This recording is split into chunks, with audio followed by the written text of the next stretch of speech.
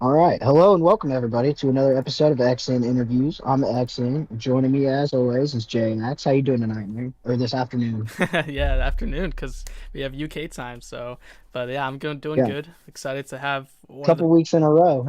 yeah, that's true, and one of our biggest guests. I'm very excited. Absolutely, man.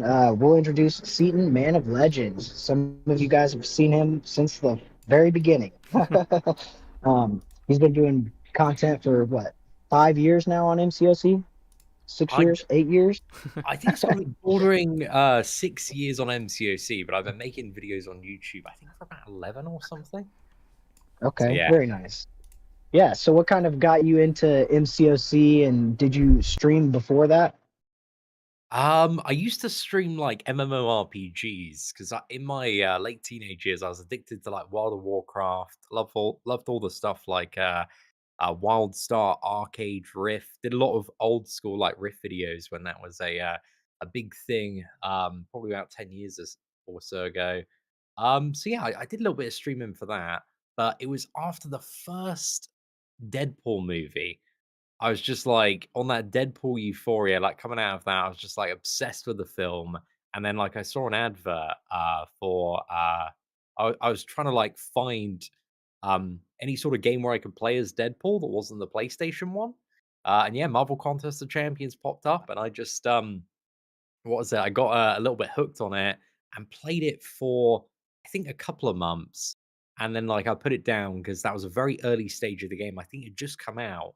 It'd been out like 3 or 4 months then, and then I didn't touch the game for a good like year and a bit. And then I came back around the release of like Falcon and Crossbones, I believe, are the two champions. And that was back like in the perfect block meta with Doctor Strange and Scarlet Witch teams and the Cyclops and Magneto teams well before Magneto was, anything close to the state that he's in today.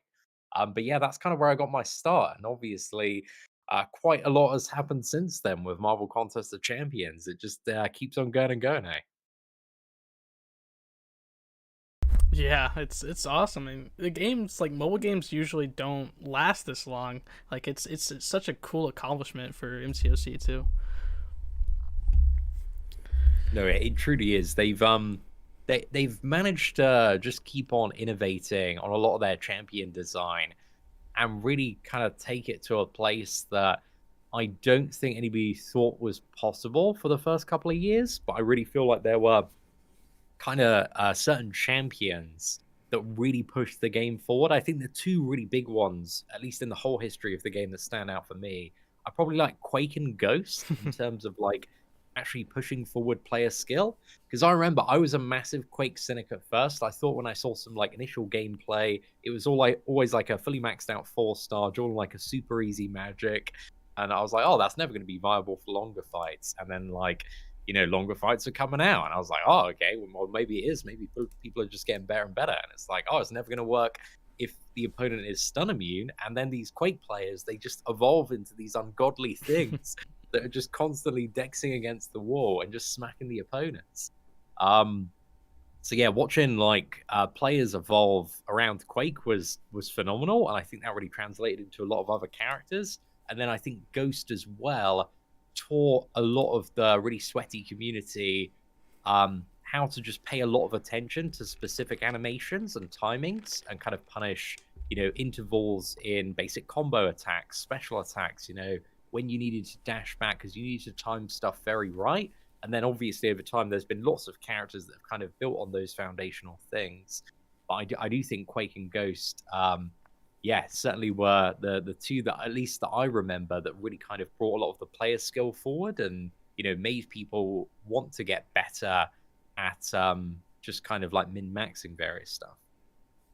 Yeah, I definitely agree. I wasn't around when Quake came because I took a year break, but I was when Ghost, and it absolutely it brought the game forward in skill. It's pretty awesome. Remember those Panda Man Pete videos? Oh And yeah, Panda Man Pete was one of the first to get Ghost to get rid of her.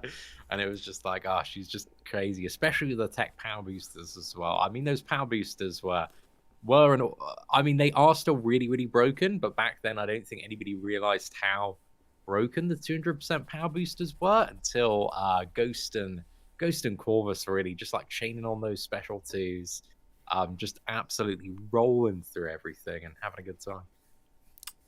Definitely, they both helped me out in Act 6. I used Ghost a lot. Yeah, Ghost was definitely like my crutch for getting through Act 6 on the whale account back in the day. I think, gosh, a good like 80% of the exploration was just Ghost in pretty much everything. You know, she was the staple for many players, or like a what is it, 6-star rank 2, rank 3 fully boosted Corvus Glaive with the cosmic power boost as well. Yeah, it's very very cheesy times. Oh yeah, the cheese man himself. All right. Well, I wanted to ask you is how did you get your name, Seatin, Man of Legends?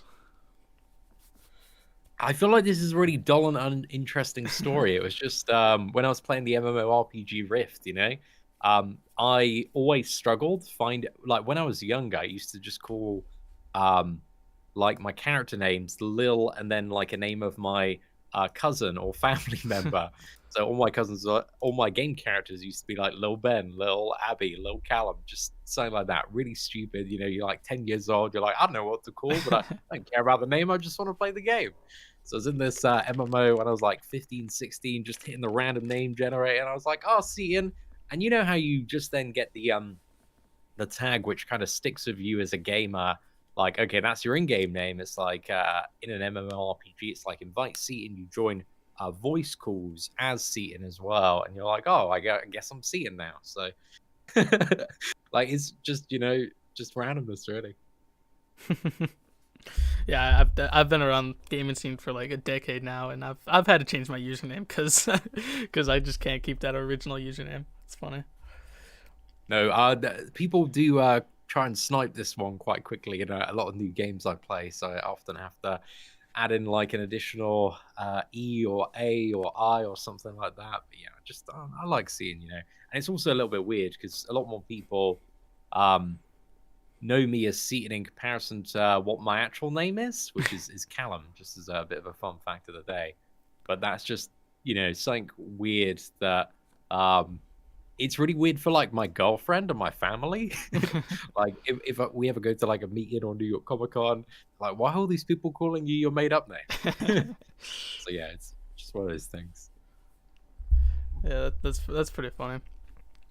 Scenes is pretty clean too. Like I gotta say, like username wise, and when I first started watching your content, I was like, that is like such a clean username. And at the time, I didn't know your real name, so I just kind of assumed it was, and it's pretty funny. Yeah, it's a good one. It's a good one. I like just the shortness of it. It's not too much of a mouthful. It just works out perfect. Absolutely. Um, so I wanted to talk about your return to MCOC and doing the free to play account. What's kind of been that experience, and even as we mentioned before the podcast, Kabam Yolo saying you kind of broke their expectations on progress through the game. It's been really fun. Like one thing I really enjoyed doing all of last year, like I really got back into gaming because I kind of went through this point of as you're probably aware, like probably like 2020, 2021, I was spending so much money on the whale account, just doing like massive crystal openings, like 2 to 4 rounds every single week.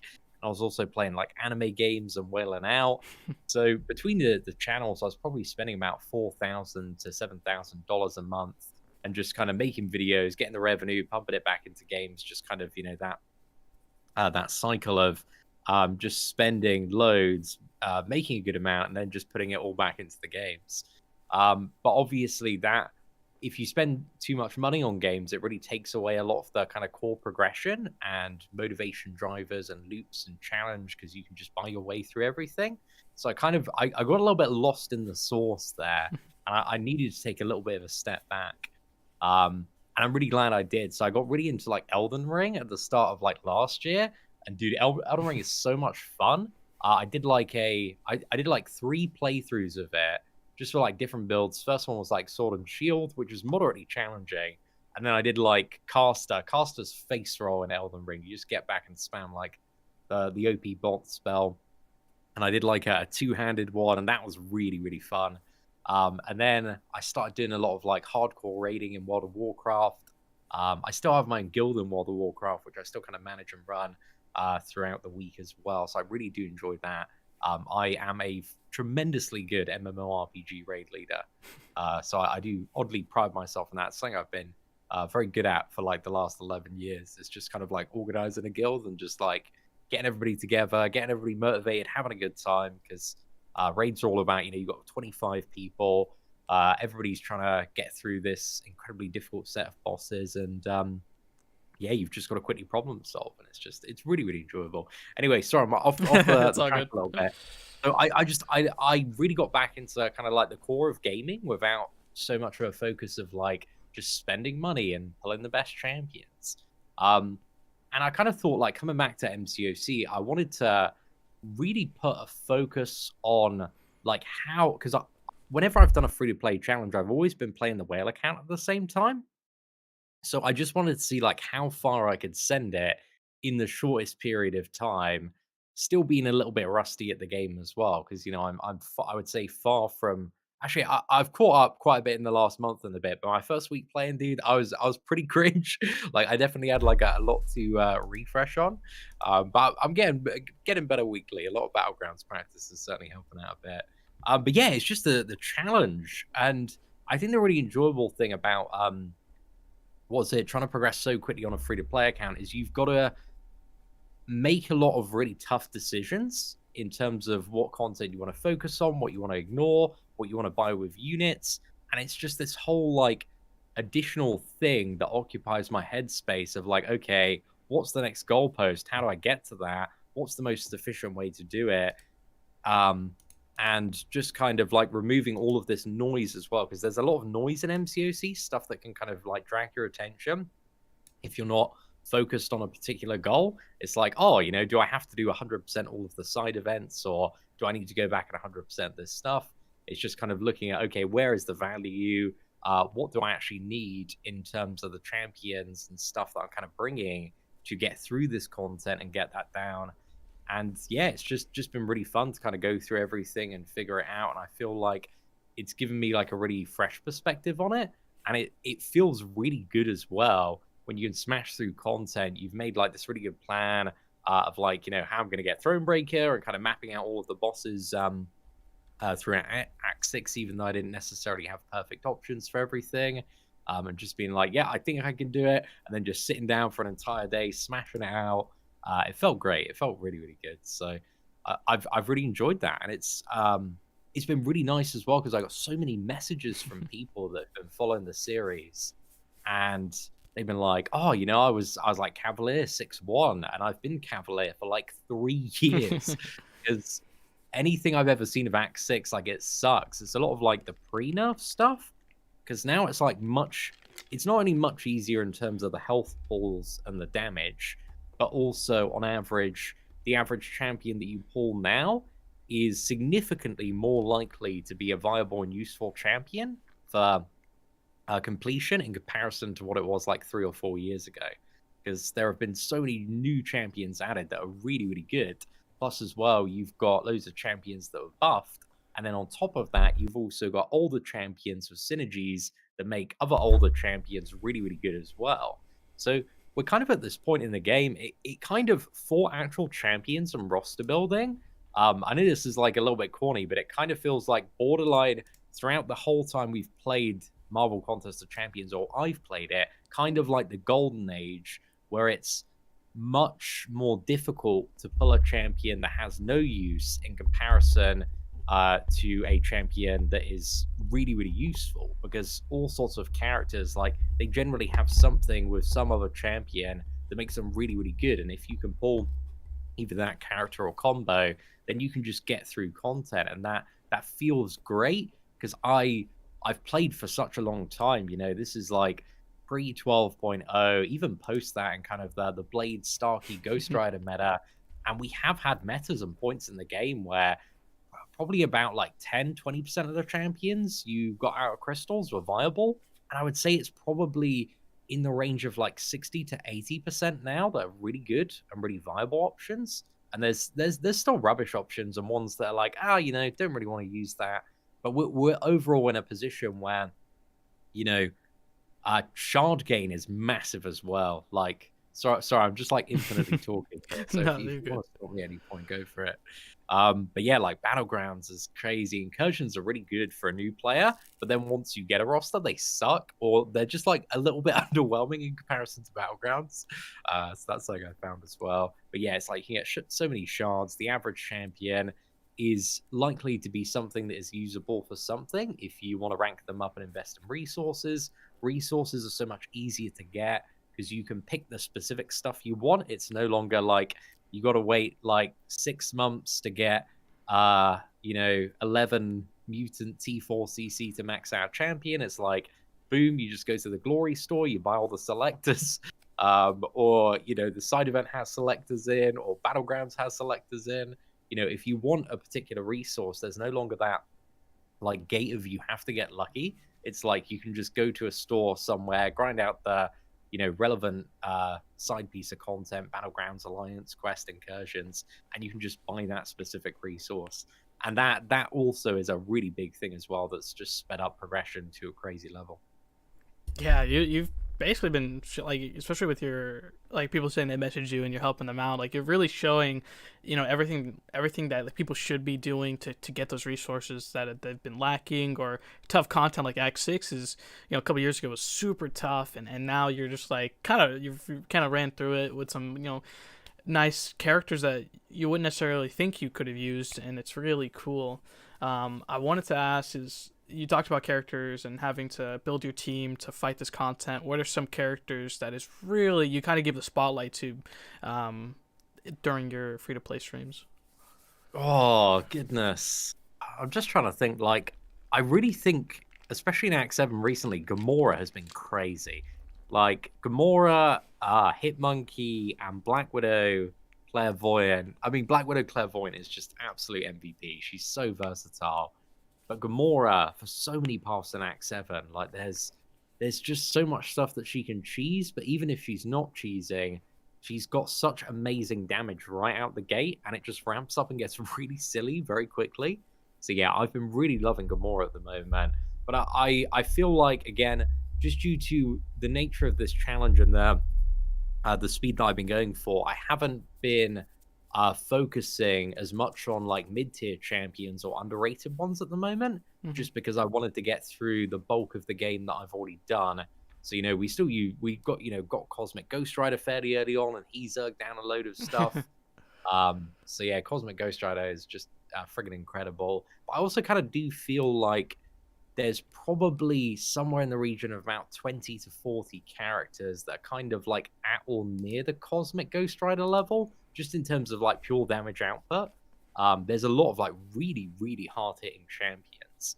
But again, there's a lot of variance in RNG and roster building, but I think the most important thing is, you just need to look at those pieces of content and game modes that maximize the amount of shards you can gain, just so you can just keep on rolling on those crystals and hopefully get somebody really, really good. But there's also like so many champions as well, especially 5-stars that I pulled on that account. I think got like Strife Warlock, load of other like random 5-star god tiers that I do not have the ISOM resources to take up. So yeah, we're kind of a little bit overflowing for options on that account. Yeah. Yeah, it's pretty awesome. I definitely I've been seeing you use Gamora and CGR and little Clairvoyant, so it's awesome. Yeah, and but Slayer of Gods isn't gonna like this, but I've genuinely found I had more use for my Gamora than I did for my Cosmic Ghost Rider in Act 7 completion. She was just MVP. Like, I just wanted to bring her everything, like Cosmic Ghost Rider straight on the bench, But it is also that fact of once you get to like Act 7 content as well, because of that node, which gives like 700 attack power to 6-star champions. They do really start to rear ahead quite a bit, because that's a really big booster. It's kind of like a rank in a bit.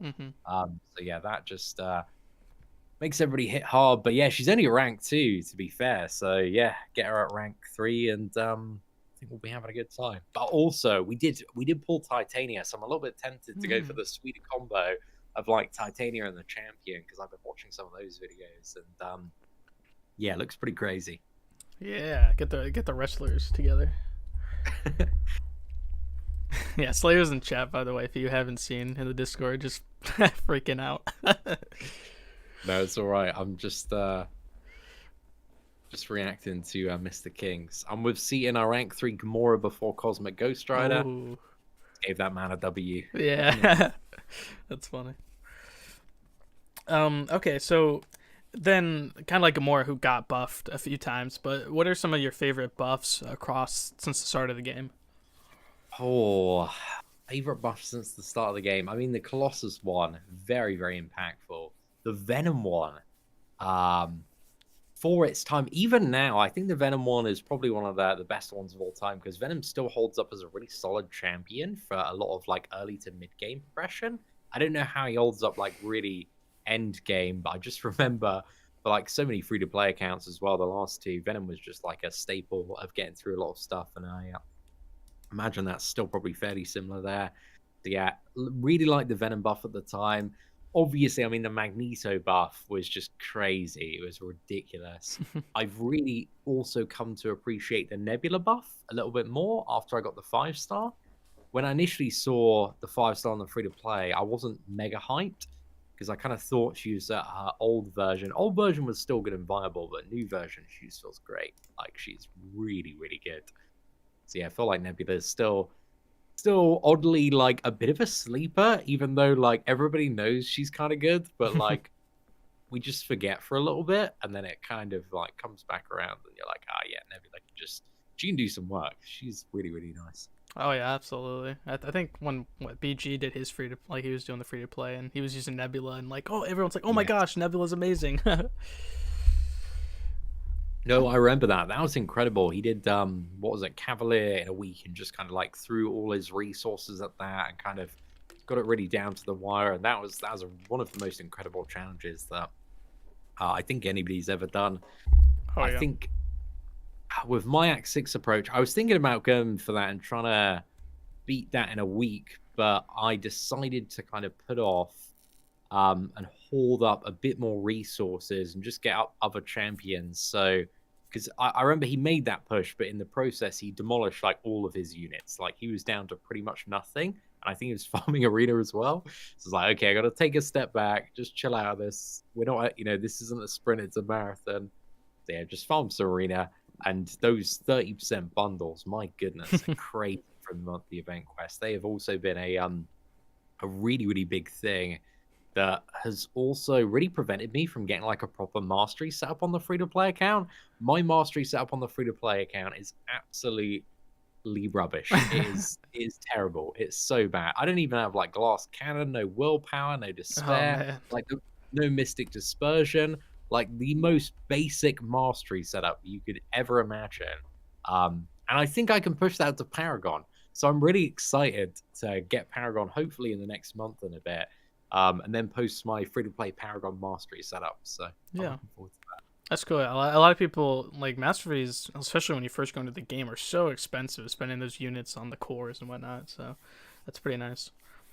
Yeah, I think they're not as important as they were, just due to the fact that 30% boosters are really, really accessible. They didn't used to be accessible unless you were buying the new champion bundles, and then you got like a stack of 5, but now you can just infinitely farm them as free to play. If you're making a progression push, you can always have those boosters on. So they kind of act as that 30% booster kind of is your additional masteries once you've got a basic set. It kind of like bridges that gap of power and then some. So yeah, I feel like that's kind of one of the biggest reasons that if you're a new player and you want to progress fast, you don't necessarily need to care about masteries, but also they're really nice to have. Like Despair's amazing. This season of Battlegrounds, dude, I wish I had willpower on the free to play because all of the matches or most of the matches I've lost due to like not having willpower because it's like 100% heal over that. Well, a little bit more than that if you've got additional points. 100% heal over the match, and it's ridiculous this season. Absolutely.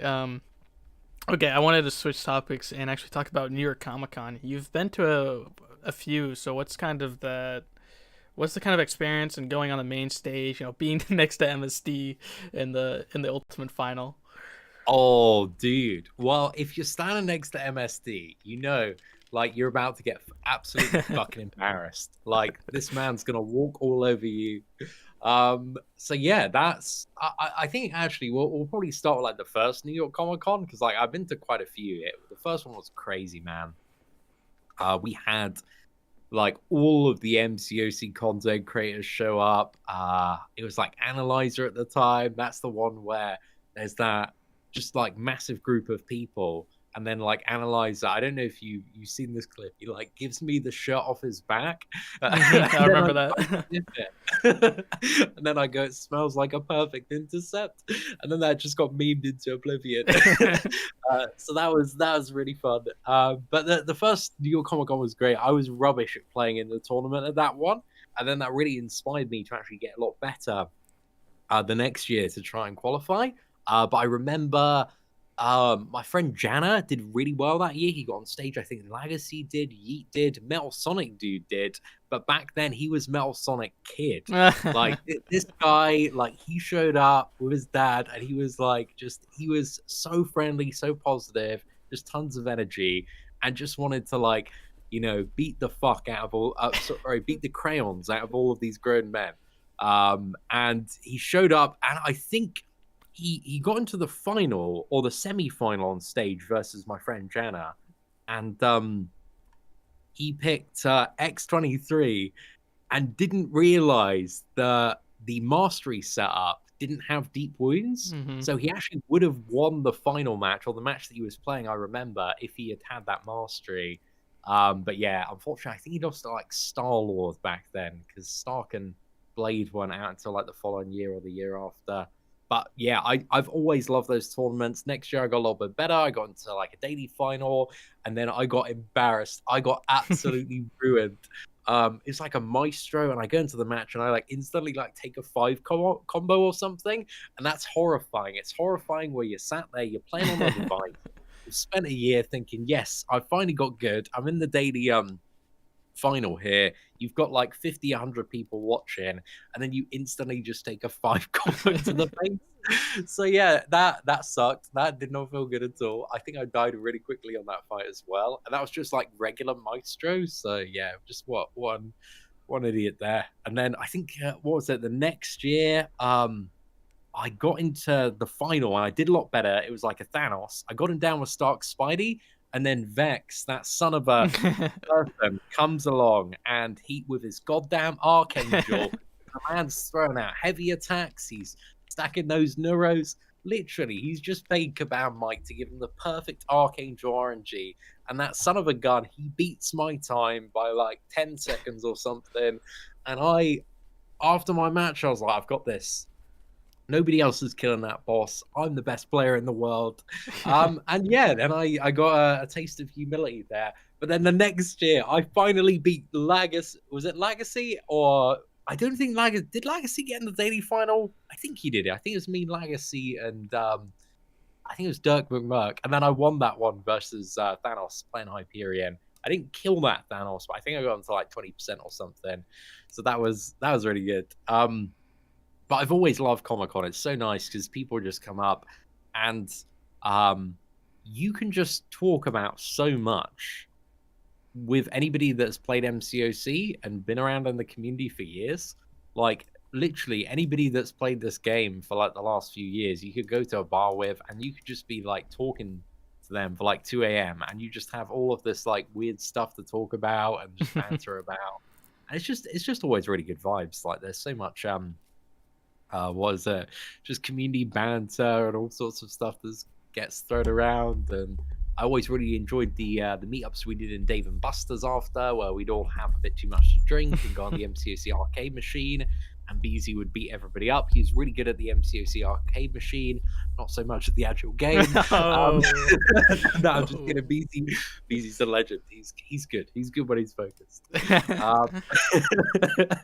But he is very, very good at that arcade game machine. If I remember, he was just clapping left and right. But yeah, I had no talent for it whatsoever. But yeah, I just really enjoyed that, and it's been so sad that there's been nothing like that for years really. Mm-hmm.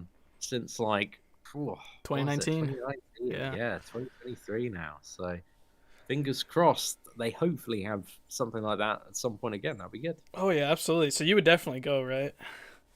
I would go just for the fun, really. I feel like it's so weird because a lot of the MCOC community, even though like at points I've been off doing other things, it just feels like this is so cheesy. It's the most cheesy thing ever, but it really feels like an extended family because we've all kind of like grown up together in the Mm-hmm. last like 6-7 years. Um, and yeah, like it's a good vibe. Like you can just have fun, and there's just kind of that shared connection and experience, and yeah, I think it'd be really good. Plus, New York Comic Con, they got all of like the friggin' anime games and promos, and I'm like super big into anime and stuff as well. Like I'm just a nerd. No, I love it. I love it. Yeah, awesome. I do hope they either come like do something this year or maybe do like an alternative. Definitely, because I've never been. I've only watched I've only watched your videos when watching the final MSU winning over the years. I've never been, and I next like as soon as they say they're going, I'm booking my ticket and I'm going. Hell yeah, dude. Hell yeah. It's definitely something like everybody should do for the experience because it's mad when you're in this massive convention and there's this booth filled with probably or surrounded by, should I say, like 100 really sweaty guys that are very passionate about the mobile video game, and just like everybody's like talking shit and just having fun. So yeah, that's enjoyable. Apologies for cussing. Sorry, I don't know. It'll probably be demonetized. It's all right. But yeah, no, it's really really fun. Like I just enjoy it. It just feels like a kind of good weekend with friends. So yeah, I'd love to see them at New York Comic Con again. That'd be excellent. Yeah. Yeah, I hope everyone in chat, man, can make it. I've heard nothing but great things, and we'll hopefully find out soon. I mean, it should be coming up in October this year or whatnot, or at least something else. Who knows? Fingers crossed, day. Absolutely. All right. Okay. This is a fun question. If you could add one character to MCOC, who would it be?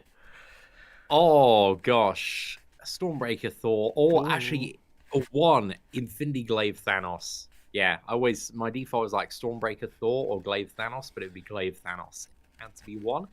Like, dude, why didn't they add those as a double crystal? Like, Kabam, it's no secret. They love money. They love cash. They love printing. Like, that jewel crystal would have been like the highest sales of all time. Plus, we would have got Infinity Thanos and Stormbreaker Thor. It was a win-win. So yeah, I'm disappointed the opportunity was not seized around the release of Avengers Endgame. Is there any sort of thing they could do around a 5-year anniversary? Maybe. So step it up, Kabam. We're still waiting to play Thanos. We just got this this chunky boy that hasn't been significantly updated or updated really at all outside of the event versions. What is it? Good 8 years? Yeah. Yeah, it'd be good to get like a fresh new Thanos, man. That'd be awesome. That would be sweet, especially like. Well, so you're still like you wouldn't mind if he came. Like, do you think like the opportunity has passed, or do you think? Oh no, dude! The opportunity to add in Glaive Thanos is always there. So yeah, if anybody at Kamau is listening, like, I haven't spent money on this game in a while, but I tell you what, you add in Glaive Thanos, put those 7-star featured crystals, you're getting a payday, boys. You get a payday. I'm back on the whale account. I'm calling up Raid Shadow Legends. We're gonna sell out for 2 minutes a slot, and it's gonna be fantastic. Awesome, man.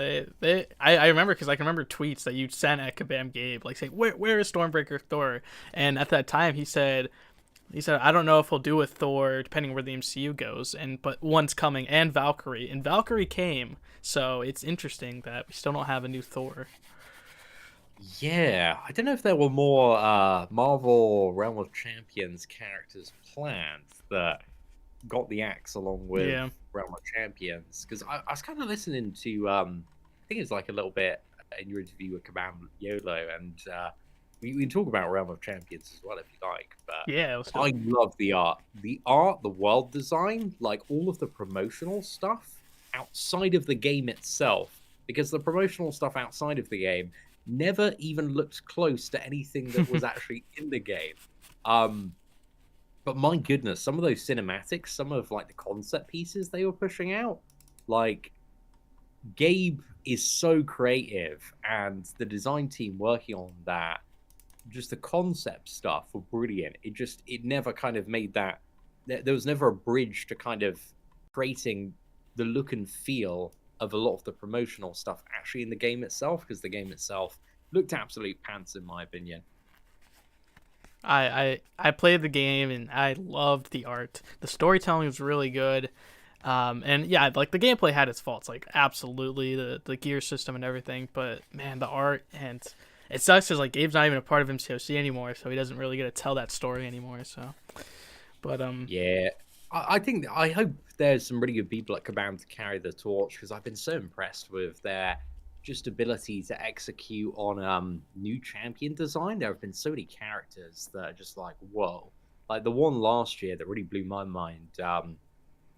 Just kind of watching the animation reveal for it was Spot, and like seeing Spot and fighting him in the game, it's like, dude, this character is like a whole nother level of design and animation and movement in comparison to like anything that they've ever done. Like, I feel like anybody that's kind of played this game since the days of like Cyclops and original Captain Marvel, and just seeing how basic characters mhm. were back then, to what the level that they've got to with releasing characters like Spot now, is like, whoa, this is just unthinkable that they would manage to get this far for a mobile game. But they've kept pushing, so kudos to them, man. They're very, very talented team.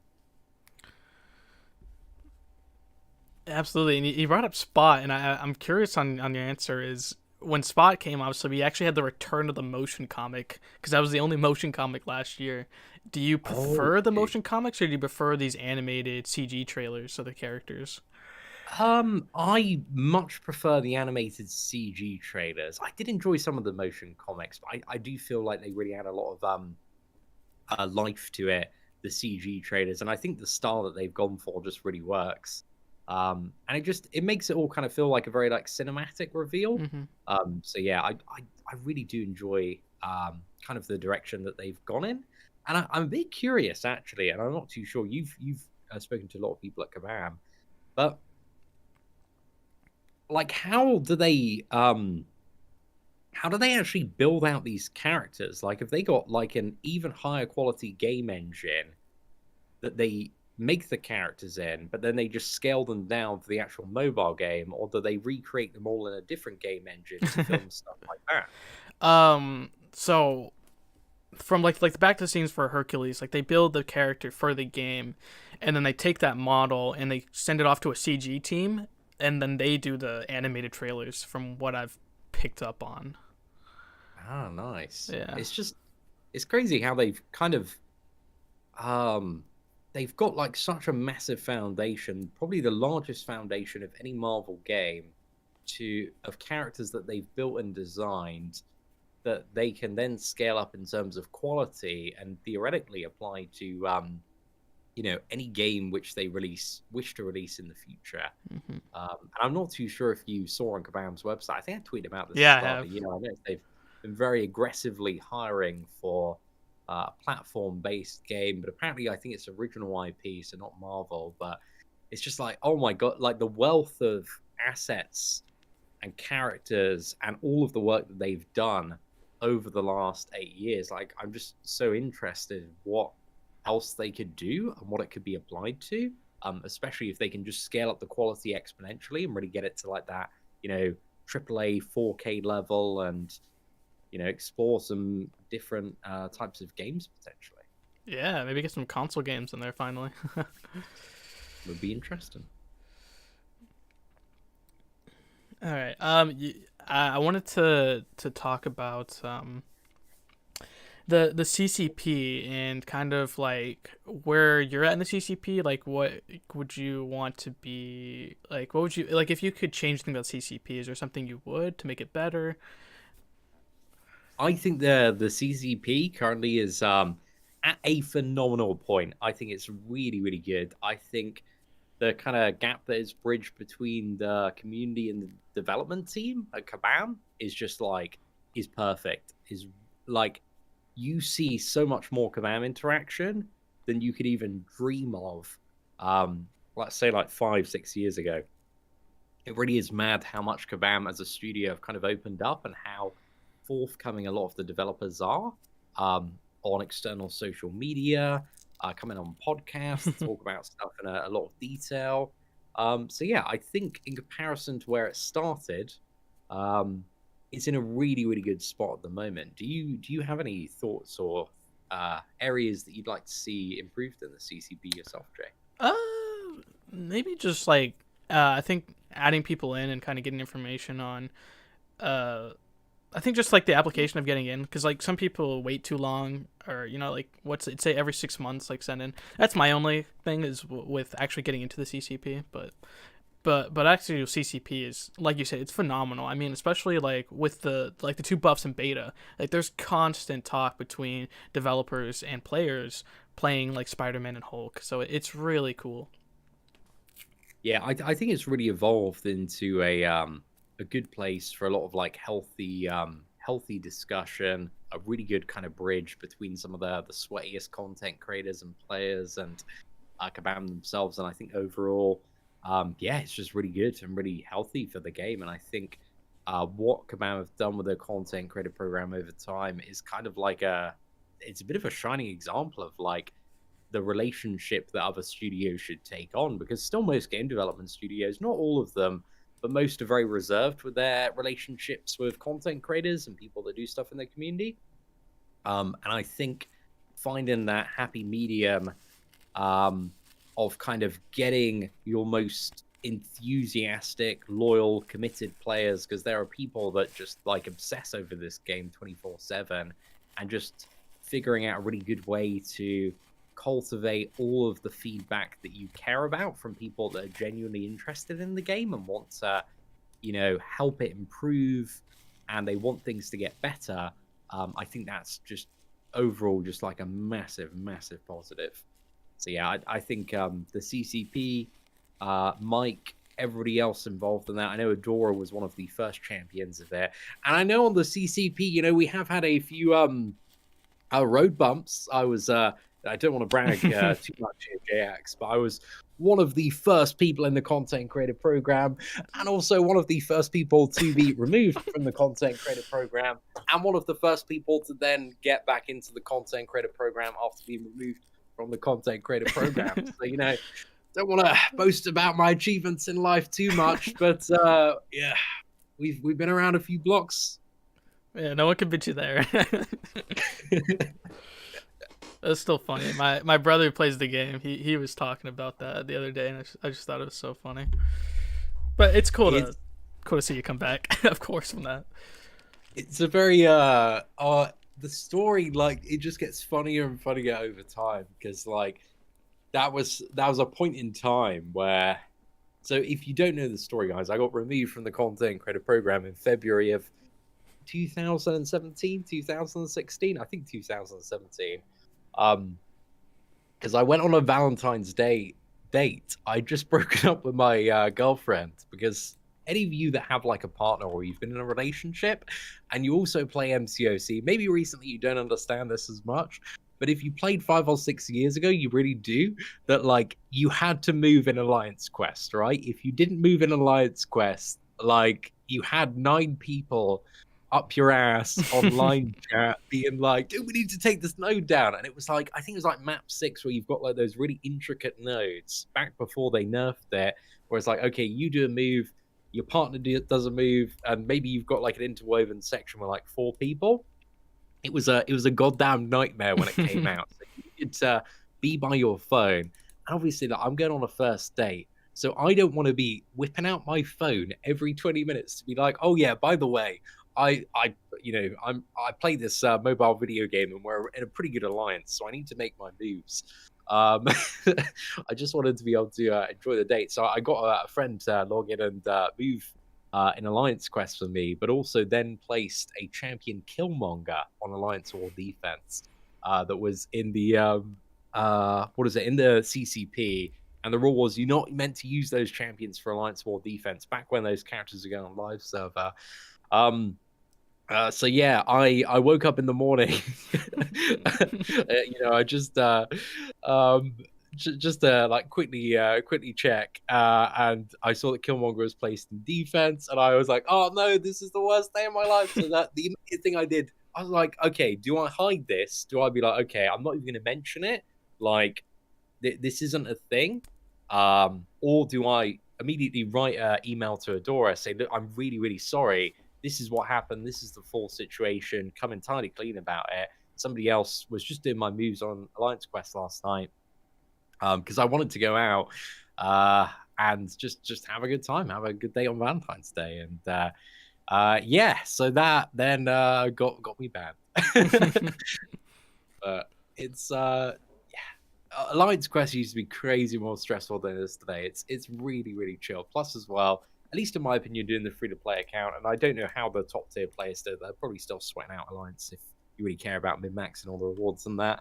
But it seems like Alliance Quest, Alliance War are really optional nowadays, and the rewards like are nice, but nowhere near essential. It feels like, again, kind of Battlegrounds is the bulk of stuff, and I love with Battlegrounds that it's just like, okay, you've got the entire month, you need to get 300,000 points, you can do anything on your own schedule, and it's just make sure you get the 300,000.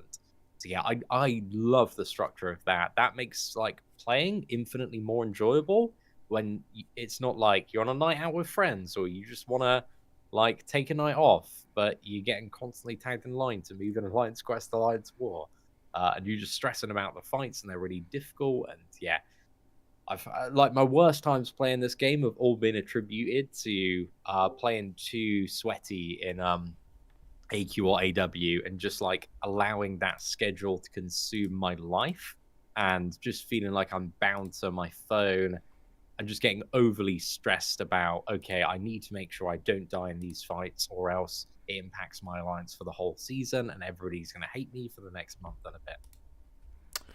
Yeah, I've definitely felt that, like being glued to the phone, like constantly playing. I've had so much burnout with mcoc, so I completely understand. And you play the game way more than I have over these past years, so I can completely understand. Yeah, dude, I like anybody who's played this game for more than like half a year, I think really understands that burnout.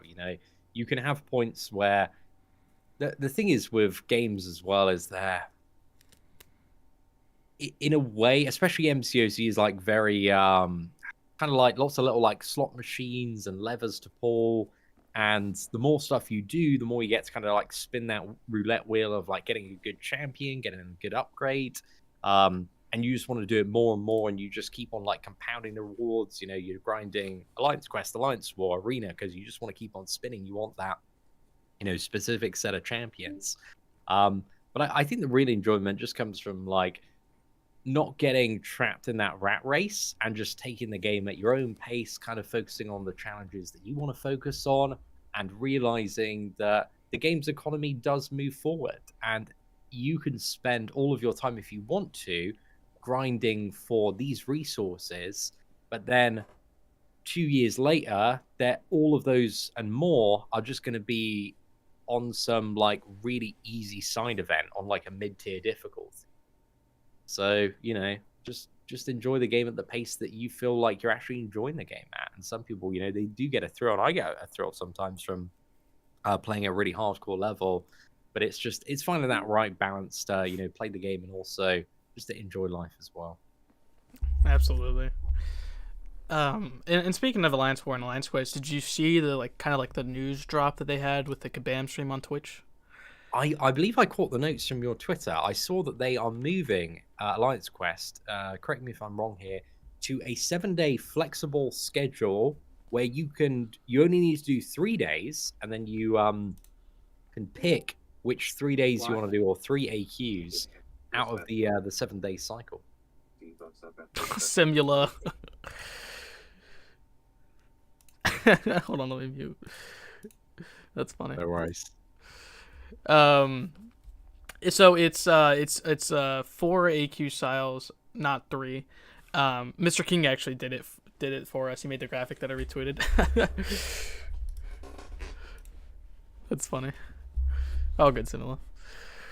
That's fantastic, honestly. Like those changes are amazing because like this is so good because it means you can kind of like line it up so it never overlaps with a weekend. That was the really annoying thing about like the 8 day schedule as well with content is you know, sometimes all of your stuff would be in a week, and sometimes it would be like all weekend. You know, Friday, Saturday, Sunday. You have to do like a really intense alliance war matches, or maybe you got matches like Friday, Sunday evening, and you're like out with the friends on Friday, out with your family on Sunday, um, and yeah, all throughout the weekend, you've just got to do really tough AQ fights and just constantly move as well. And it just felt when kind of like mobile games or games in general are really aggressively clawing at your weekend and there's not really much you can do apart from quit that alliance or just immediately hard stop, then yeah, just it feels a bit like you just had that way of kind of encroaching in on your life because you couldn't control the schedule of it, you know? Mm-hmm. Absolutely. I'm like taking like 7 college classes right now, so it's so much time I have to put in staying at I'm taking a bachelor's in fine arts, so I stay at the art building like all day, and then by the time I come home, it's like, I got to do a video or stream, and then go to sleep, and then wake up, repeat. So it's hard to get that Alliance 4, Alliance Quest stuff, but I'm doing it for my alliance. Yeah, that's the thing as well. It's like it's something that the game plays on, is like that social commitment. You know, you're not you're doing it not for yourself but a higher cause because you have 30 other people that rely on you, Hmm. and then or 29 other people should I say, and then it kind of is like, oh, you know, I can't let the boys down, and like a lot of people are thinking that as well, and then just kind of yeah, it can just suck people in a bit too much. And then also you can feel very bad about taking a step back sometimes Hmm. because you know, they're like, oh, if you're like a main boss killer or if you're like generally an MVP, you're gonna be like, oh, my alliance is gonna really struggle without me. And it's just one of those things playing social games that it's great playing with the boys and like smashing everything out, but if you're not enjoying it, if you're getting a bit overwhelmed, if stuff's kind of encroaching too much into your personal life, just, you know, take that step back. Absolutely. And Billy here actually brought up International Women's Day this month in March. Do you think they're gonna do another woman creator kind of boss rush type of thing? Those are very fun. I very much agree with Kabam YOLO. Like I love all of their creative boss rushes and challenges. I think those are so much more interesting in terms of like side event structure. Just having something like that in comparison to kind of monotonous grind things. And I think like I really dislike this month's side event. It just feels like such a chore. Plus, it's mega confusing for a lot of people that aren't paying very close attention to the forums and all of the event structure stuff. I kind of just like those events where you can log in. Okay, the challenge is open. You get in the challenge, boom. You're having a great time. There's some cool rewards, and yeah, those are some of my favorite structures and styles of event. Absolutely. And Slayer and Simulator actually talking about like a CCP boss rush as well. If you got to be asked to make a fight during this boss rush, is there any kind of combination of nodes or character you would use? Bro, I'm down. Anytime like when Kabam is ready to make Seaton's community beaten, we can sit down and we can design something that's just horrendous but also really fun. Like I think I'd have a whale of a time. But I feel like I'd enjoy doing a boss, but I'd love to do like a full challenge because I've thought about this for quite some time. So yeah, there was just like loads of big fun node combos I'd love to take advantage of. I love the ones where you're kind of like getting a little bit wrecked from degeneration. But there's like life transfer or something, or a way to heal, and then maybe have a few other nodes in, or some additional mechanic to throw people off. But just something that's like very grandiose, very like big numbers, very like swingy fights as well. Um, but just ones where you have those crazy moments where just something really stupid will happen. You'll get hit by this mechanic, you'll take 90% of your health, and then you'll like throw a clutch special or some sort of intercept, and then get the fully topped up to 100%. So yeah, I'd want it to be very stupid if I ever did like a boss or a challenge, but also very fun as well. Kind of that is the whole point of those challenges. You got to make something feel a little bit different to what people have played before. Yeah, I would love that. Like, we really haven't seen MCU. Kind of we talked on the Kabam Yola. Like, we haven't seen MCU. There's challenges, so like, replace it with a creator. Like, if you got to do one whole thing for one, like, as a replacement for an MCU thing that they couldn't do for whatever reason, I think that would be sick. Or if not, do both. I mean, I would really be excited for that.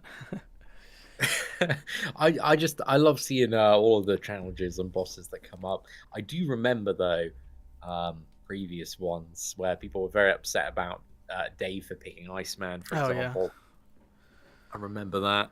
But yeah, why not have all of the community be really mad at me? I mean, what could possibly go wrong? It's a formula for success, right? Okay, so I wanted to ask you, is there a piece of content you would bring back? Like maybe Mutant Treasure Island, the maze?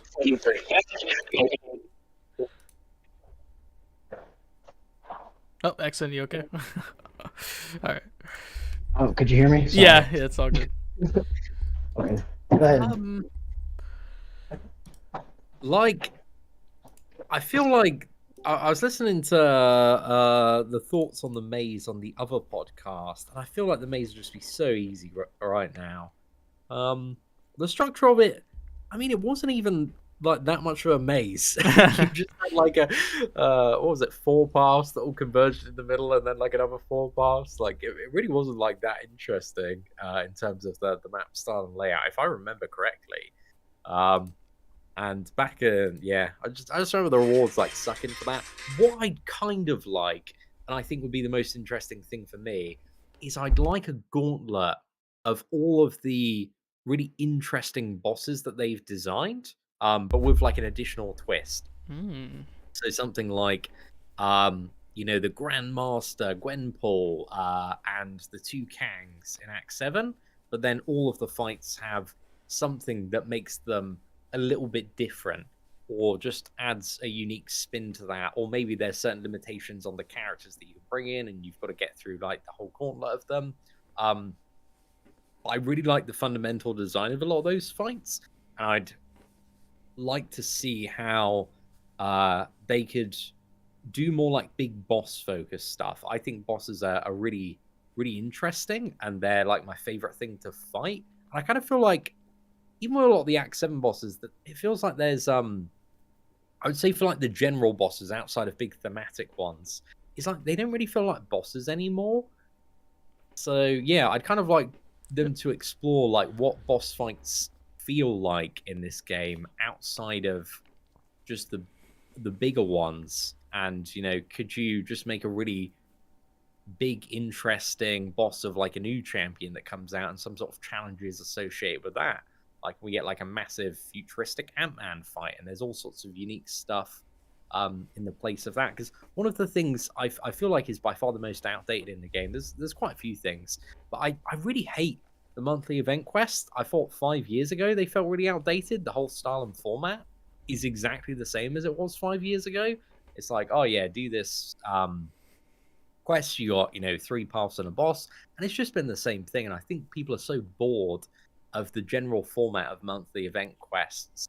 And I don't know what the numbers for participation look like for those, but I would imagine, at least in comparison to previous years, they've probably been declining substantially. I would say, especially after the difficulty buff at the start of this year, they're probably down really, really significantly. Because even now, looking at 100% for anything, I'm kind of like, it's not really worth the time. Like, looking on my free-to-play, like, I should be like, okay, I got to do Uncollected, Cavalier, 100%. But, like, well, the rewards suck. Like, they're not good for any of the time, effort, or energy invested. Like, I care about the ISO. The ISO is pretty good, but that's the only thing I really care about from those. Like, a lot of the other stuff, I can just get Battlegrounds or get from just doing map 2 alliance quests, topping up on glory, or just making a bit of a story pushing content. But I hate where the monthly event quests are at. I think they got so stale, so boring, and I'd love to see them fundamentally shake something up there. But I also feel like they're scared to, because they're a staple of energy consumption. And energy consumption is related to the monetization, because people will buy more units to get more energy. But the whole like units to energy equation is just an equation of value, really. It's like, where do you see the value for that energy spent? And there's no value, or there's just rubbish value. There's really, really bad value for the time and effort invested to kind of do Uncollected and Cavalier. And I'm almost Paragon, so it's crazy. Like, I should be, if I was fresh Cavalier, wouldn't touch it with a 10-foot Barge Bowl. And I'm like almost Paragon. I'm like, yeah, nope, I just don't care about Cavalier EQ. Even like Uncollected, I'm like, bit too much effort. Yeah, yeah. Okay. Go ahead, Jay. I was gonna say, I'm right there with you. Like, I just go on completion, record the dialogue, and that's it. I don't really do exploration anymore. It's like when you get to that final chapter and everything's like 6 or 7 paths, and it's like burning your energy like there's no tomorrow. It's like, dude, I can't be bothered with this. Yeah, I agree. So would you say that the Battlegrounds rewards are more worth it than side quest and AQ or war? Side quest is still pretty good. For the time and effort invested, side quest I would say is a really significant step above. Because look at the what is it? I think weeks 1 and 3.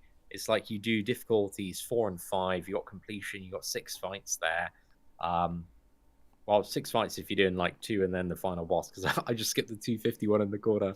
But yeah, that's like 4.5k, 5k shards, and like a ton of resources. It's like, okay, that feels great. That feels really good for the time and effort invested. Felt even better last month as well, just doing 100% around those 2 lanes. So yeah, the side event, it feels, the effort to reward ratio is brilliant. Like, I always look forward to the side events. I just hate it when they're like really drawn out, and just very, very repetitive, because that's also like a bit of a problem with this one. It's like, oh, you got to do every week 4 times on like 5 different difficulties. So it's just like, yeah, just over and over and over again. It's like, yeah. But yeah, I like the side quest. AQ and AW, we just do super casual AW. Literally 3 BGs, no obligation to join whatsoever. If we win, we win. If we lose, we lose. Doesn't matter. Alliance quest, we just do map 2. You can join if you want to. If you don't want to join, that's fine. And we just get what we get. But even if you're like not that sweaty, just having a bit of prestige and doing map 2, like, you easily clear anywhere between like 1,500 to about 2,500 glory. If you're like big accounts, it's probably going to be significantly more for the points. But yeah, we put kind of no effort and focus on that. And in the Alliance, all we focus on is like, okay, you just got to get 300k by the end of the season. That's it in Battlegrounds, and that's pretty chill.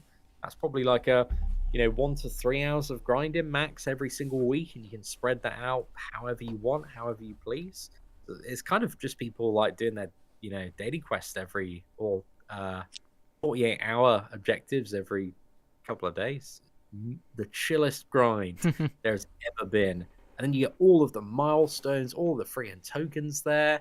You're going up in brackets, you're getting like a crazy amount of tokens, and you can just convert those to 6-star shards at a unthinkable rate, as long as you've got the Thronebreaker title.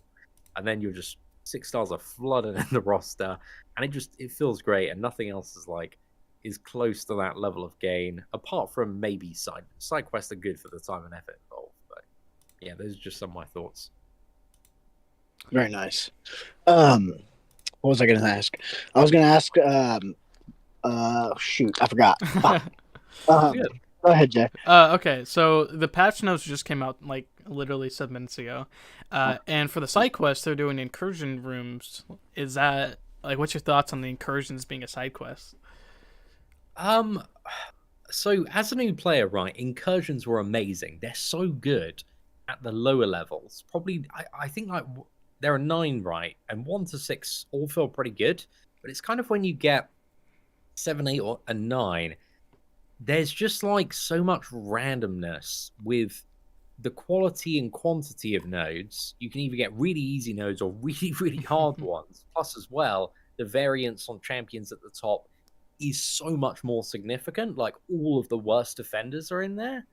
So it just feels really inconsistent and not that enjoyable to play through. Just in comparison to the lower ones, because the lower ones, I always felt like I had a bit of a chance, but you kind of reach those combos in the higher ones where, unless you're using, X Beyond God tier champion that covers 80% of the game's utility and has cheap death like Hercules or something, it's just like you can get into a really bad spot really quickly. And then, the attack just scales up so aggressively that even if you make one mistake, you're getting comboed into oblivion.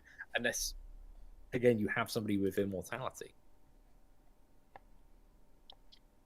Yeah, I agree. The higher sectors can get pretty sweaty. Yeah. But do you think the rewards are okay with like the gold amount and the shards and the investment time? I think they start to feel a little bit. They're okay, but they start to feel lackluster in comparison to Battlegrounds, and they start to feel lackluster in comparison to the side event, to the point where I don't feel like I really care about them that much, because I'm getting all the champions I need from story and Battlegrounds, really. And the side event, just the combination of those 3 things, I feel like my champion gain is like amazing. Like, I've got so many more champions in the roster by a significant margin than I have ISO to rank up those champions. So the only thing I've really been doing is doing incursions and just dumping like all of the artifacts for like 4-star crystals just to get a bit more ISO. And then for the ISO gain, like it's still like not amazing, but for the amount of work that you also need to put in to get like fully formed 6-star, it's not that amazing either. So yeah, incursions, they need a little bit of a buff, a little bit of a spice up. I feel like they really do hit so well for new accounts. If you have like less than 16 5-star champions and you're really looking to just get in and build up that roster quickly, if you get like a couple of really good 4-stars, you can just plow through. If you're a decent player and you get the right node combinations as well, I was very consistently hitting like rooms 12 to 15, like smashing out all of the milestones all the way up to kind of like dungeon 6 or zone 6. And then, yeah, the last 3 are just terrible. They're just really not enjoyable. Maybe I've had bad luck. Maybe I've had bad runs, but it just feels like there are so many more nodes and the variance is so much higher, and it just, it starts to become a bit lame. There is some new special hacks, apparently 9 new ones, so maybe that'll spice things up. Yeah, I hope so. I just like a bit more of a controlled set for like the average champion and average roster. Gotcha. Relic related 2 for extra spice. Oh, relics. Hot topic, eh? Yeah. What do you think about relics? Have you been using them at all? I love relics on the free-to-play account. I love the combo extension's crazy good. It has saved my ass so many times, and I love it. The combo extension, there's so much value on it, because it's like you kind of get it where either you've just like maybe like thrown your first special or 2, or you're about to get to a special 3. So you can then use it to 5 combo, extend that combo with another 3 hits as well, which scales off any sort of like crazy base damage you have. So if there are lots of armor breaks, fury, and those 3 hits can hit very, very hard. And then you can aggressively then get another 5 combo and then special attack. So the damage extension from relics, from a lot of characters, at least in my experience, kind of ranges between about 25,000 damage to 100,000 damage if you've got like a really big special to throw off. So yeah, relics are crazy good purely just for the combo extension themselves. And usually if you're like pushing up, if you're in a challenging fight, you do get the use of one there. And that's just going into the pure thing of like, okay, getting somebody in and they do a little attack. The base synergies, again, I've only got the 3-star ones, and I actually noticed the other day the 3-star effects are rubbish in comparison to the 4-star ones. The 4-star is where they really start to get good. So somebody was telling me after my last video, I got a 4-star Black Panther one, just chucked down Hit Monkey, and I got the physical vulnerability like passives or something. And yeah, that's feeling nice. That is feeling really, really good. But overall, I like Relics. I think they are. What I don't like about them is visually the whole experience of collecting them like doesn't feel as good or epic as it should. I feel like the whole crystals and animations are really lackluster. You know, they're meant to be like this crazy new Yeah. feature, and it's kind of the like theatrics and display of it, which make you want to collect these items in the first place and get something really cool. But the fact that it kind of comes out and there's no like I just find the animations really lame and really like low effort. It's just like, oh, here's the relic you got. There's no animation. It just kind of like goes up, and yeah, it doesn't feel that cool in my opinion. So Relic Crystal, like one thing as silly as it sounds, they really need to get right in any sort of mobile games. The whole like crystal opening experience, you know, it's got to feel good because it's the thing that you work up to, and you want to go for the really high tier crystals and then have the chance of getting the best thing out of them. And when you pull that, it's just going to be like crazy, and you just really want kind of all that dopamine to hit. And just yeah, as like silly as that sounds and as trivial as that may sound, I think that's really something they missed with Relics is like the whole just collection experience and opening. I feel like really needs another pass, and that's kind of the same thing with like looking at 7 stars, dude. I know you've probably had this conversation. I'm curious to get your opinions on it, but 7 stars, I hate the border. I think it's very universally hated by the community. And the crystal on the previews looks absolute ass. They have changed it. I think there was like a tweet or something saying that they were making some those adjustments live. Here, I'm gonna send you a picture. It's from the game files. Okay. I don't think it's live yet. Yeah, it's just in the game file, so not visually. It hasn't changed in game, but are you just sending it to interview chat? Yeah. Let me find it real quick. I'll have a look because God, that crystal looked awful. Yeah. We need like a summoner's choice for like what the actual 7-star border looks like in the crystal, so we can all argue about it on Reddit for like a good month. Right, so yeah, I'd enjoy that. So what do you think about 7 stars? Do you think they're going to be a good addition to the game, or do you think they're going to be just overpowered? I think they're a necessary addition. But it is also the meme of so. It's always necessary in a game like this to keep the whales spending and the economy moving forward, right? That's the thing that fundamentally drives free-to-play mobile games. It's the big boys splashing out, wanting to get the hottest new thing just so they can flex and rinse through stuff. And hey, look at me, I've got the big gun. So they're like a necessary thing. However, like it is also that meme of, okay, whenever something new comes out, and we all know this, like Command are just going to monetize it to the absolute gills. There's going to be like crazy 7-star offers everywhere for a long time. They're going to friggin' anchor us for like a year and a bit. They're going to have the first like 7-star crystal offer come up, and it's going to be like 100 7-star crystal shards for like $99 just to like take the piss, because that's what they did with the 6-star offers and like stuff like tier 5 basic as well. It's probably going to be a bit more than 100, but it'll be like 1,000 for like $99. And yeah, it's just that whole cycle of kind of like finding that value point at which the whales will meet Kabama and just start spending like crazy on these crystals, you know? So right. It's going to be a fun, interesting saga. I still don't love those updated crystals, I must admit.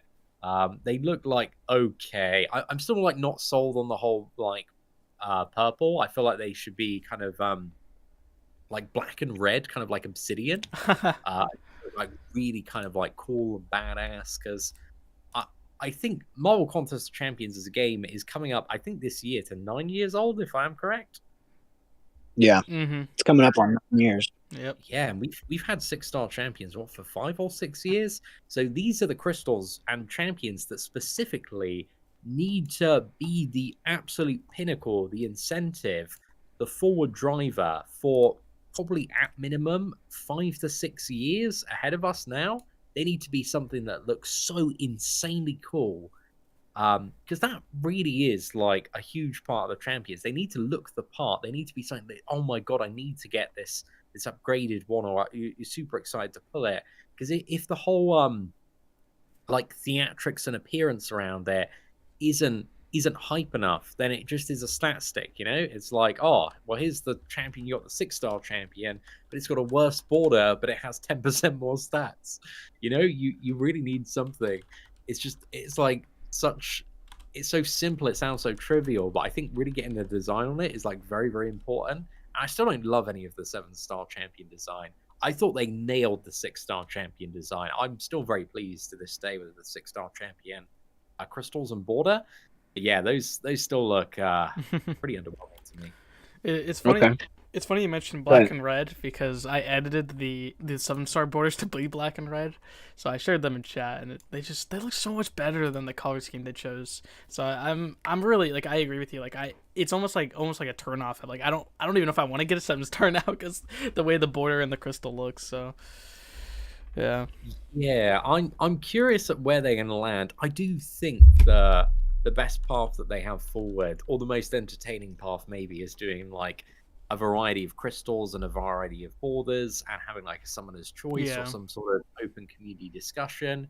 Because it's really really important that they get this right.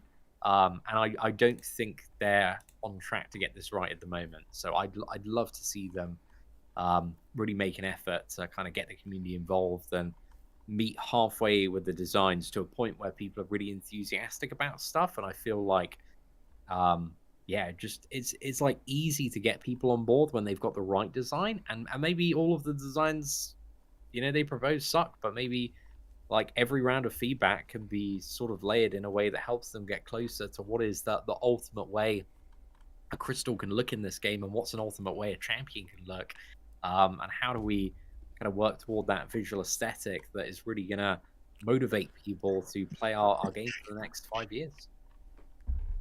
Yeah, I totally agree. So with the price of the crystals, we have 5 stars and 6 stars at 10K. What would you be comfortable with spending on a 6 or a 7-star crystal? Well, shards, I mean, you know, it's all funny money, like whatever, however they want to or wish to balance the economy. I feel like if they do anything other than 10K, granted that they've got the same duplication rate, you know, for pulling dupes of 6-star champions, if they do any more than 10K, I think there's going to be pitchforks. Mhm. Unless there's a really, really good reason for doing it, like they have something that's so incredibly overpowered that you need to spend all of your money and grind all of your time, or they're increasing all of your shards by X amount. I think it just makes sense to keep it at 10K, and kind of balance the rest of the economy around that, instead of trying to push a new milestone of like how many shards you need to get, only to just end up inflating that significantly. Because at the end of the day, that's just then gonna depeg the value of what you know, 2,000 shards feels like, for example. So yeah, I don't see why they would change it from 10,000. Okay. I don't either. Go ahead. Yeah, I agree completely. So I want to move back to relics a little bit. Who's your favorite relic? Oh goodness, it's probably Brian Grant.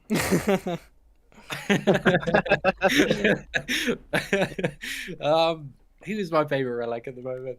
I really do like the Black Panther one, the Juggernaut one. I wish I had Valkyrie so I could really test out the Valkyrie one, because I have I don't have any champion that really smashes into blocking the skill class, so I really can't see the potential of that one until I pull a Valkyrie.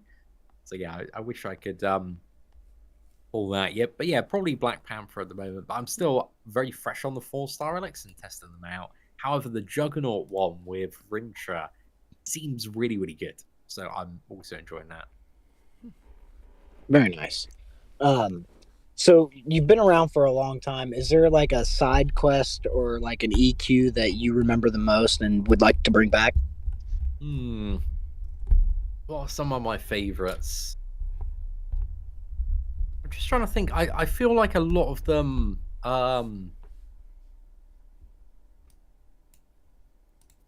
always like the ones with like the Thanos at the end, but those are more like monthly event quests and stuff. I actually oddly, and this is a bit weird, I enjoyed the one around Avengers Endgame with the Infinity Stones. That was kind of fun, just because it was like a little bit different, a little bit cheesy, but also it was a bit. It had elements to it that made it like a little bit annoying, I think, in certain parts. But it was fun, like getting the stones and powering up your Avengers, and then kind of like taking down Ebony Maw. But something like that would be cool if you then had the Avengers stones infused with, just uh random underrated characters. You could, bring like 3 2 stars, but then you had a bit more of an interesting kind of gauntlet or boss to get through. So maybe you had like one of the Thanos bosses, and like each one of those you took like a path with a node that impacted the fight and made it a little bit different, but then using like Hawkeye with you know a certain stone kind of allowed you to counter that in an interesting way, and it just made it like a really cool and fun fight. So yeah, that was one of my favorites in terms of like, okay, here's like the foundations of like, okay, this event's cool, but they could really like dial it up to 100 and make it a really memorable event. Because I think that event was cool. I liked it, but they kind of missed the mark on the climax of it because it was just like fighting Ebony Maw and not fighting like Thanos, which it should have been. Because dude, it's friggin' Avengers Endgame release. Let's go big or go home, Glaive Thanos. But one day, we Yeah. will get Thanos. So I was thinking, would you like to see anything other like type of relics other than like battle casts? What would you kind of like to see? Oh, I'd love to see. One thing I didn't even consider, actually, I was listening to the Kabam Yoda interview, is characters that couldn't be implemented as characters like Lockjaw or any sort of like crazy Marvel assistant or weird creature that could just come in and just kind of like do a combo or something. I think there's so much stuff that could be done, or like characters in kind of alternate forms. Like maybe you had like a bad day Howard, and it's not Howard in the mech machine, it's just like Howard the Duck, and he just comes in and like does some sort of like special attack or something. So I love the idea of um creatively using relics to add in like new characters and new stuff to the fight. I think that'd be really, really cool. Like the chair as well. I mean, the chair's a little bit of a meme in some of the events, but imagine like the chair comes in and he just freaking combos the opponent and like slams them back or something. There's just a lot of creative space, and that's also kind of a thing with relics. Like they didn't really get that creative for the launch of them.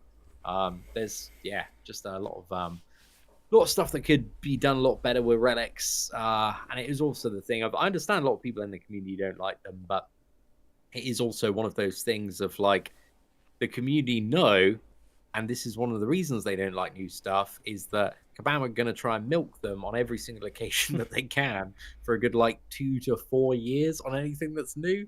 And there's just going to be a ton of monetization offers. The relics are going to ramp up in power. There's going to be one probably by the end of this year. There's already a couple that are really OP, but one that's like super, super OP. So yeah, people just would prefer that there wasn't an additional system, but I understand that Kabam, bottom line is a business. They got to make money. We're at a point in the game where most people that have been playing, especially ones that have been spending a lot, have all of the champions they could ever want and like 200 more on top of that. So they just need to keep on adding in additional power so that they can keep that cash flowing in. So yeah, it's just the part of business, eh? Mm-hmm. You go ahead, Jay. Yeah, Kabam Yellow kind of saying Battlecasts are kind of here to stay for a bit. They're great, but like, man, I want Lockjaw, I want Cosmo, the telepathic space dog. Like I want these characters who can play that, or even Stormbreaker, like actual weapons that just there's some That cool would be cool. possibilities. Yeah. Definitely. I'd love ones that kind of just visually had their own animations as well. Hmm. Because like the whole implementation of just the catch comes in and does like 3 hits is um for what it is fairly like low effort. Like it's an animation that they've already got. Like you could theoretically add in, well, at least I assume animation wise, like all of the characters are relics tomorrow instead of them coming and doing something really interesting and unique that makes kind of that relic feel special. But also, I don't know if they want to keep the timing very consistent. I guess you got to get creative with all of this stuff as well and the animations and how you do it. But I think if relics felt a little bit more unique, there's just a lot of stuff that they could do to really kind of bring them to a level that just felt like, wow, okay, this is something really cool, and people are really excited to kind of dive into a new relic when it gets announced, instead of like, oh, I just don't care about that, just put it on the back burner.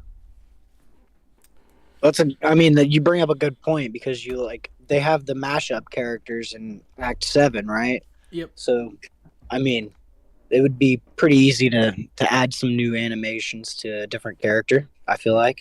Well, I mean, not easy, but Definitely like, possible. I get it. For sure they could Yeah. do it. Yeah, it's like if they want to which is going to happen, they're going to have relics on like all sorts of bundles, and they want to start selling really big. I mean, we're going to get to a point quickly where there's going to be like 7-star relic bundles and Oh, all of man. that stuff. So this is definitely going to be a premium moneymaker for them. It's like, why not have a small team assigned to really kind of like spice up the whole experience? And I imagine there's probably a few people working on it, but it would just be nice to have a few specific animators that came in and really looked at, okay, how could we maybe add something a bit new and make this feel like, okay, this is a character that I recognize from the roster of the game, but it just does something that's like really cool and quirky and just relevant to the character. I understand that probably wouldn't work for everyone, but I'd like to explore a bit more what they could do with the interactions of them kind of coming in the fight. I just think it'd be cool. Absolutely. You got another one over there, Jay? Do you want to chat about the MCU before we finish? We can do if you like, dude. I'm happy to talk about whatever you want. All right. So we have you seen Quantumania? I have, yes. Okay. Exon, have you? No. Okay. No spoilers, but all right. What'd you think? I thought it was okay. I think my two favorite movies from the last few years have probably been Spider-Man and Shang-Chi. I did like Doctor Strange as well. I really like Doctor Strange, but yeah, I'm interested to see more of Kang. But we'll see what happens with the MCU moving forward. It's been a little bit like hit and miss me. I got like such when you leave the cinema and you're just buzzing, like you just really on like a crazy vibe from the movie. I remember having that with like Thor Ragnarok and Avengers Infinity War. And I mean, Avengers Infinity War devastated. Just felt like I was shattered after that. And Endgame was just friggin' phenomenal. But yeah, I've been finding I haven't had that too much recently from MCU films, but I did have it from Puss in Boots. Puss in Boots is fucking phenomenal. I love that movie. So yeah, that was a banger. Absolutely. Anybody who hasn't seen Puss in Boots, man, like very, very strong recommendation there. Like the animation is just it's top notch. I do agree. Oh yeah. It's pretty sweet. Yeah, but excited for the future. I feel like they just a lot of the side movies they're just trying to do a bit too much and not kind of, it just gets a little bit lost in the sauce. There's like too much going on and there's a little bit of everything, but you don't really follow like a core story and get to care enough about a certain character or characters. It just feels like sometimes they don't really get the time that stuff was given in the earlier phases to really explore kind of the depth of that character and what their motivations and really make you relate to them and like care about them. It's just like, okay, this is new friggin' Ant-Man, but it's a teenage girl and it's Ant-Man's daughter from the future, which we fast forwarded, and you just you really haven't seen that transition. You don't like just care about that character because you haven't been on the journey that they've been on, and it just kind of feels a bit yeah, just like it's kind of lacking a little bit of like character and story there. So Yeah, that's definitely understandable. All right. I forgot to mention Mr. King's comment about Mystique, but she is on my predictions for this year. Is ooh. what, or at least this year or next year. And what's kind of something you want to see from her? You've definitely been around where she's probably one of the most wanted characters of all time for the game. Yes, Mystique. I mean, it has been a Mystique and Sandman are probably the two that have been infinitely talked about over the years. Yeah. But yeah, I'd be very, very interested to see how they end up doing Mystique. I think we've every single New York Comic Con, there's always been lengthy discussions about Sandman and Mystique with the developers because everybody just bombarding them with questions. But I know the tech was a little bit far out, and this is like 4 years ago for both of them. I really do feel like we're getting to a point where, my God, when those champions come in the game, they are going to look good. They're going to look really, really good. So yeah, I hope we see some good stuff there.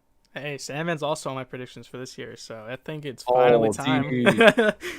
Pass me some of that hopium, son. I'm ready for it. I'm ready for it. Yeah, and what's the cool part is, there's a Spider-Verse event next month, so at earliest we get him next month. Oh yeah, that sounds good. I would thoroughly enjoy that. I think yeah, I'm really looking forward to when they eventually add in Sandman. Hopefully it is next month. Yeah. Yeah, those animations I think are going to be very, very good, or at least they got a lot to live up to. Yeah, should be quite interesting. Oh yeah, I'm excited. Is there anybody in chat that has any questions for Seaton before we get out of here? And Seaton, do you have anything you want to plug before we get out of here? Oh goodness! Well, there's this small underrated YouTuber, Brian Grant, guys. He's free to play. Hasn't spent any money. He's pretty good at the game. Not bad at Battlegrounds. You know, he's doing all right. So if you head over to Contest Champion, I believe is what he refers to himself as on YouTube. Smash that like button, chuck him a sub, give him a comment, anything to help the boy out. But who else have I really been enjoying? I think the name is Nagase. I don't know if I'm saying that correctly. They've got a lot of really good videos, especially doing like, is it the Eternity of Pain with like Hawkeye? I was watching that one the other day. Really enjoyed that run. But they did a lot of good like 6 Hawkeye solos, all the bosses videos. I love playing on the free-to-play accounts because I'm given champions that, again, I don't really consider playing on the when I've played on the whale account in the past. And I'm like, oh, okay, I need to check if this champion's viable for stuff. And then I was just looking up all these Hawkeye solos. I was like, damn, Hawkeye's a bit of a beast. And yeah, we used Hawkeye for a few bosses on the Axe completion. But yeah, I've enjoyed that. Similar is doing some amazing content. His spreadsheet for Act 8 is a banger. I've been going through that this weekend as well. So mad love to similar big ups, putting in the grind there. I'm always so pleasantly surprised by the level of work and detail that many community members go to in their guides, just because I think the quality of general guides has been really, really high. That if somebody's putting out like a spreadsheet, I think the old Sarge actually, I was briefly listening to that podcast. It's got like a very in-depth synergy guide. It's just like everybody goes so hard on their guides to make other people go harder on their guides, and it just elevates the quality of information that's out there, the entire community, just to an astronomical level. So yeah, just it's fantastic. So mcoc Noob, I know, has been putting out fantastic guides and all sorts of content for a while as well. So yeah, there's a lot of people going at it, but the more great information is out there, the more just, people can get into the game and progress, because it's a very complicated game, mcoc, and a lot of people take for granted their knowledge of MCOC if you've been playing this game for a few months. You just take for granted like everything you know, especially a few years. You're like, oh gosh, well, everybody knows Archangel's like amazing against Bleed and Poison champions, or everybody knows you can use this to counter that. It's like, I met a guy at New York Comic Con once, been playing this game for 2.5 years. His top champions. This is like 2019, just like chilling in line. We're just talking. I was like, oh, I'm here for Marvel Contest Champions. It's like, oh, dude, yeah, I've been playing that game for years and stuff. And he was showing me his roster. He'd never looked up a YouTube video or anything. And the guy at the top of his roster, all 4-star champions, no 5 stars. And 5 stars are really common there. But he had like Punisher 2099. He had like Daredevil Netflix before got buffed, and then he had like Arena 4-star Punisher because he really liked Daredevil and Punisher, and that's just the way he was playing the game. But then like not ranked up. I was like, "Oh, show me your roster, show me the bottom." It was like, dude, it's like all of the god tiers. This man had like a 4-star like Domino that wasn't. Dude, I just cannot get past the start of like Act 5 he was struggling with. I was like, dude, you got friggin' Archangel there, you got Domino, you got the full friggin' Massacre and Red Hulk Trinity, you bring that in. And then what else did he have? Like Hyperion or something, like really, really good. But yeah, this man like had a stacked options. I was like, dudes, you gotta check out. I just got the spreadsheet tier list on YouTube, just look it up. It's gonna give you a bit of a helping hand. But there are people that play this game that never YouTube anything. Yeah. They're just playing at their own pace. And yeah, it's funny kind of the level of information and the depth that's out there, because you can learn so much, and it's just I feel like we're truly at a point where nobody really knows everything about Marvel Contest of Champions, and like you can spend, like everybody has something to teach everybody else. Maybe it's like a weird synergy or a weird matchup or something. It's like, there's 250 characters nearly now, or maybe a little bit beyond that, and there's thousands and thousands of synergies and thousands of different combo matchups that you can have, combined with thousands and thousands of nodes. It's like, dude, how the hell are you meant to know everything? Yeah. It's just like we're trying our best to figure out stuff, and just keep moving forward and killing bosses. Absolutely. The only question we got was kind of like 246 with March. Interesting. Is that 246 or 245?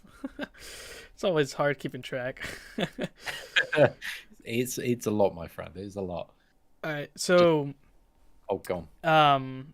Yes. Okay. Your tier list, is that something you're going to be continuing? The problem is, my meta knowledge is like rubbish at the moment. So if I do a tier list, it's not going to be very good. And if it's not going to be very good, everybody's going to fight in the comment section. So yeah, I feel like I'm not in a position to do a tier list because I'm not on the ball enough, and I'm not kind of playing at the top of the game. I'm just kind of like in my own lane, doing my free-to-play challenge. I actually, at the moment, I'm kind of contemplating like what I want to do on the whale account. And whether or not, I want to start getting that back up to Paragon and kind of getting ready for like the next Abyss, or like whether or not I just want to full commit to free to play. Because just at the moment, what I'm enjoying is just the free to play element of it. So, but that also means if I'm doing it free to play, I'm not probably going to be in the new Abyss day one when it comes out, because I heard you talking about that with Command Yole. But maybe that I don't need to be in the Abyss day one. Maybe I can just kind of watch some other streams and chill and kind of take it at my own pace. I did very much enjoy the last Abyss stream. Was so much fun though. That was a really good, one of my all-time favorite streams on the channel. Very nice. Sorry, I got a little bit sidetracked there, but It's all good. Yeah. Did you have a question, Jay, or did you say it already? Yeah, that was my question. I was just okay. Yeah, but cool. It makes sense too, because I think you said you weren't as versed in champions from taking your break, so you still haven't given that time to learn all those champions that you missed out on. So I think that's also people can understand. I'm getting a little bit better. I've the great thing about live streaming is like, if I'm doing something wrong, people are gonna really aggressively spam in chat, and I'm just gonna look up and I'm gonna see a wall of like, don't parry your like hit block, So yeah, I've recently learned how to fight Penny Parker. So Oh yeah. just getting a little bit. Gamora's not bad for Penny Parker. I actually didn't know who were some of the best matchups. I'm still again, my meta knowledge is rubbish, and it's such a mountain. Like when I was really on top of the tier list and stuff, was when I was like playing the game like 12, 14 hours a day, 7 days a week. Wasn't really playing or focusing on anything else, and I still like. I'm kind of in this state where I really enjoy playing Marvel Contest of Champions, but I also love playing other games as well. And I'm very fortunate that I get to kind of treat this as more of a game now and less of a job. Whereas in the past, trying to save up some money and move out of my parents' place, it's like, okay, full MCOC grind. We doing this 7 days a week, never stopping the grind.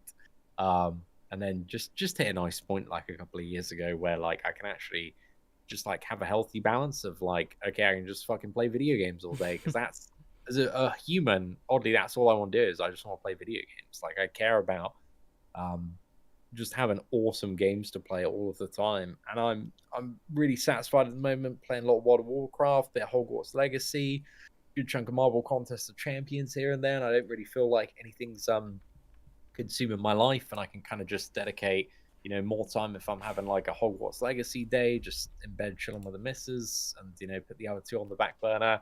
And sometimes I love just spending all day playing World of Warcraft with the boys, just chilling on Discord and having a bit of fun. But just a bit of everything. And dude, the friggin' free-to-play streams are so much fun. I love them. Like we get such energy and knowledge in that chat, and it's just just makes progressing really fun. Hell yeah. Well, we want to thank you again for coming on. We can tell that you listen to our podcast, and we want to thank you for supporting us and gracing us with your presence. Yes. Hey, it's all good. Thank you so much for having me. This is probably like the first interview I've done. So sorry, I feel like it was very one-sided and I just talked way too much. No, we love it. I really appreciate the time and platform, guys. Thank you. You're welcome. Yeah, anytime. I want to thank everybody in chat for joining us live. Thanks again to Jay for streaming us on YouTube, and thanks again for Seatin. Thanks again to Seatin for joining us and humbling us with his gracious presence. And have a good day, everybody. Take care.